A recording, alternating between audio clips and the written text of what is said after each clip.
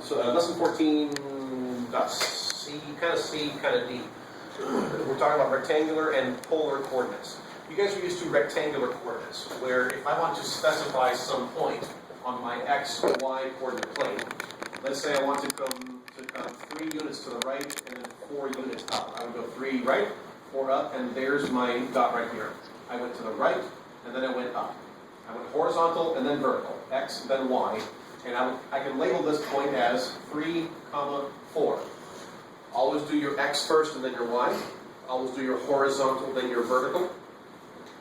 And that's what our rectangular coordinates look like. You've been doing this stuff for, what, a year or 2 at least. Another way to, the same idea, by the way, any of you in physics? Are any of you taking physics this year? No?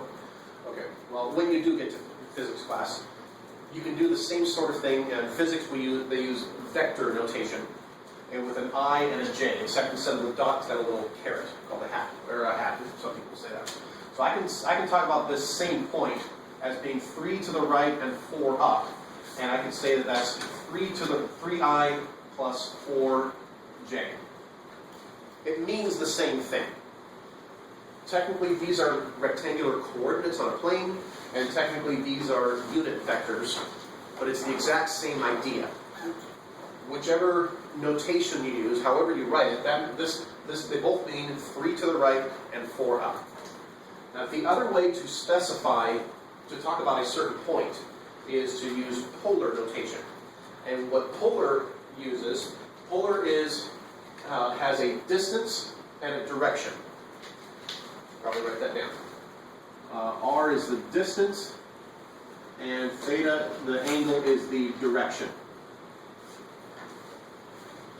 For instance, if I want to talk about this same point in polar, I could say that it is a distance of 5 from the origin.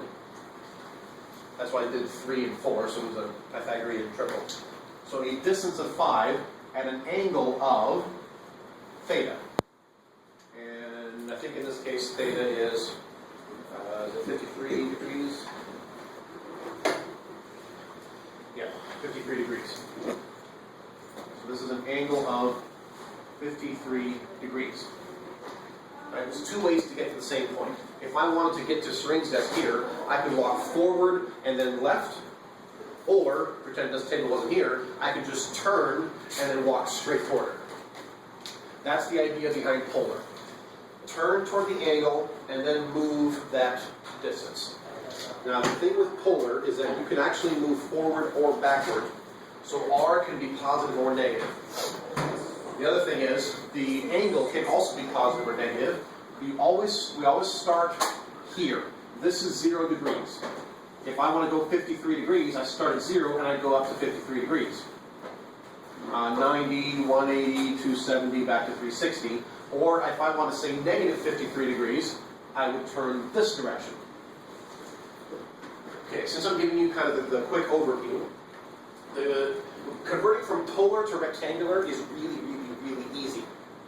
Your x-coordinate, so this number is r times the cosine of theta.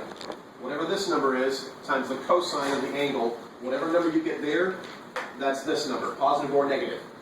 For the y-coordinate, that'd be this number, you do r times the sine of that angle, and whatever it comes out to, positive or negative, that's your y-coordinate. Nice and easy. Rectangular polar takes a little bit more thinking.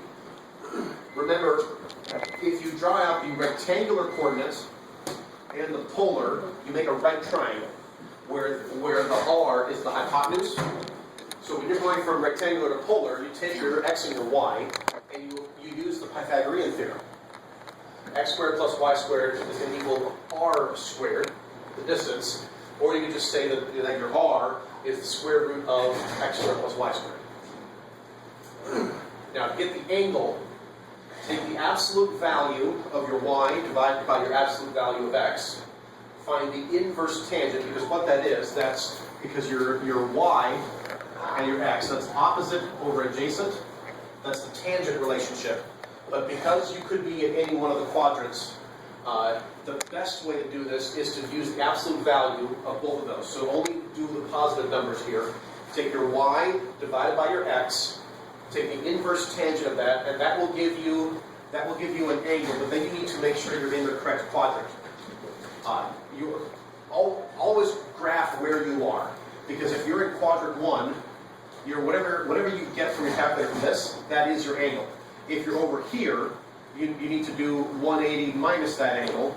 If you're in quadrant 3, you got to do 180 plus that angle. And if you're in quadrant 4, you got to do 360 minus that angle, and that will give you your final angle that you go at. And we can go into more detail tomorrow. Stop. Have a nice day.